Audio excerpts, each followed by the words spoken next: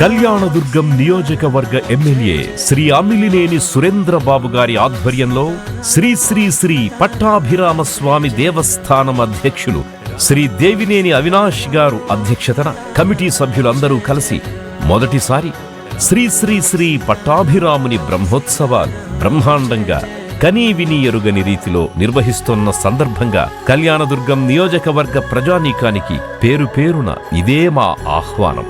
మీ కుటుంబ సభ్యులు బంధువులతో పట్టాభిరామస్వామి వారిని దర్శించుకుని బ్రహ్మోత్సవ వేడుకలు తిలకించాలని ప్రార్థన.